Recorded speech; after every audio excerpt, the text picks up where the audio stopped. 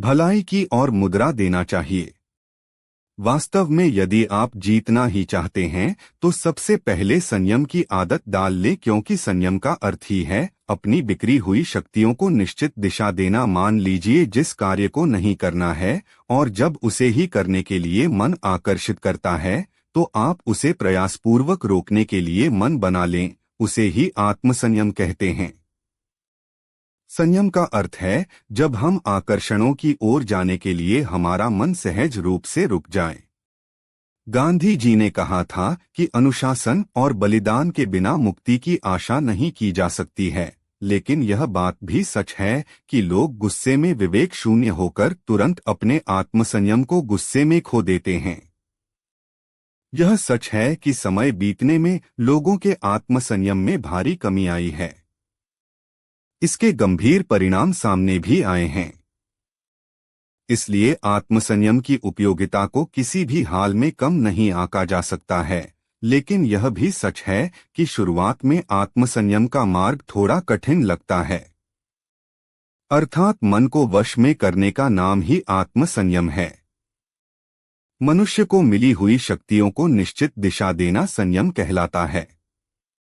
तो दोस्तों, उम्मीद है कि आपको मन को वश में करने का उपाय और शांति के फायदे और कहां-कहां आपको शांत रहना है, इसके बारे में इस वीडियो के माध्यम से पता चला होगा। और मुझे यह आशा है कि आप अवश्य ही अपने मन को वश में करोगे और जिंदगी के सभी परिस्थिति में अवश्य ही सफल होकर अपने परिवार का नाम रोशन करोगे।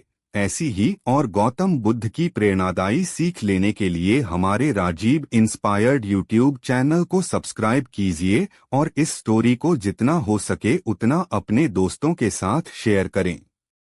मिलते हैं हमारे अगले स्टोरीज में। नमो बुद्धाय। में जिस चीज का विचार करोगे वही चीज तुम्हें मिलना शुरू होगी। अगर पैसे के बारे में विचार करते हो तो आपके पास पैसा आना शुरू होगा। अगर आप अपने प्यार के बारे में विचार करोगे तो आपको आपका प्यार जल्द ही मिलेगा। गौतम बुद्ध के अनुसार हम वही बनते हैं जो हम सोचते हैं। जिस तरह कोई व्यक्ति बुरी सोच के साथ बोलता या काम करता है तो उसे कष्ट ही मिलता है, वही यदि कोई व्यक्ति शुद्ध विचारों के बोलता या काम करता है तो उसकी परछाई की तरह खुशी उसका साथ कभी नहीं छोड़ती है। वही गौतम बुद्ध की यह कहानी जो आज हम आपको बताने जा रहे हैं। इसे सुनने के बाद आप जीवन की सभी समस्याओं को चुटकियों में हल करने में सक्षम रहेंगे। दोस्तों, एक बार की बात है, महात्मा बुद्ध प्रवचन दे रहे थे। प्रवचन में आसपास के बहुत से लोग शामिल थे। सभी लोग ध्यान से बुद्ध को सुन रहे थे। कुछ देर में प्रवचन समाप्त हो गया। तब लोगों ने बुद्ध को प्रणाम किया और अपने अपने घर को चल पड़े, पर एक युवक वहां पर ही बैठा रह गया। बुद्ध की नजर उस युवक पर पड़ी तो वे पूछ बैठे, क्या बात है? कोई जिज्ञासा है क्या? युवक बुद्ध के पास गया और प्रणाम करके बोला, प्रभु, बहुत उलझन में हो। जितना इस बारे में सोचता हूँ उतना ही उलझ जाता हूँ। कैसी उलझन है बातस? बुद्ध ने प्रश्न किया। युवक हाथ जोड़कर बोला, प्रभु, यह संसार कितना विशाल है। संसार में लाखों करोड़ों लोग निवास करते हैं, उनमें भी एक से बढ़कर एक विद्वान, कलाकार, योद्धा। ऐसे में उन सब के बीच में जैसे सामान्य प्राणी का क्या मूल्य है? युवक की बात सुनकर बुद्ध मुस्कुरा दिए। वे बोले, तुम्हारी जिज्ञासा का उत्तर मिल जाएगा, पर इसमें थोड़ा सा समय लगेगा। क्या तब तक मेरा एक छोटा सा काम कर सकते हो?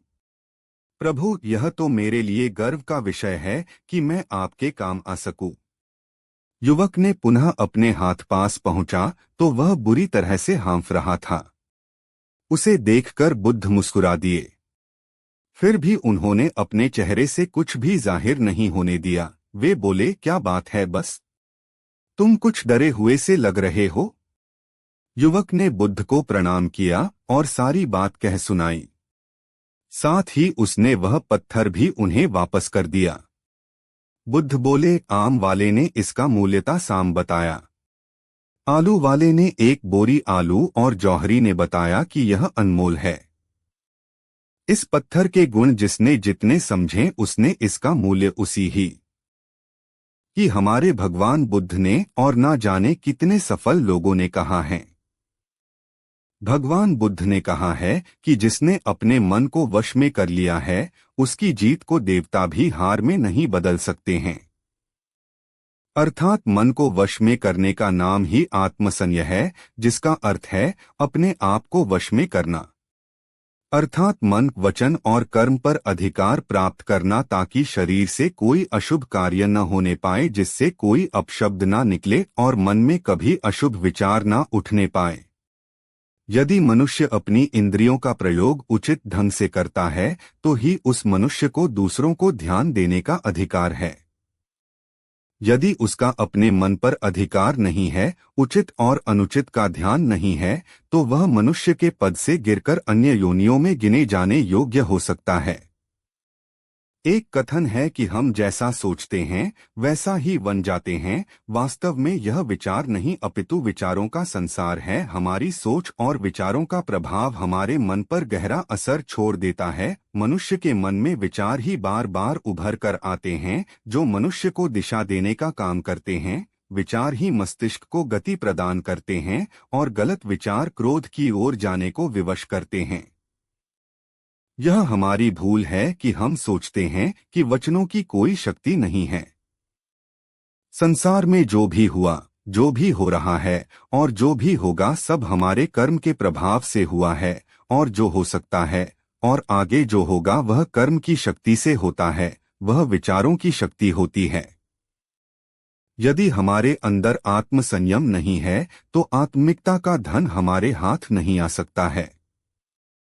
हम इंद्रियों के जाल में फंसकर पहले तो निर्मल होंगे, फिर अपमानित होते हुए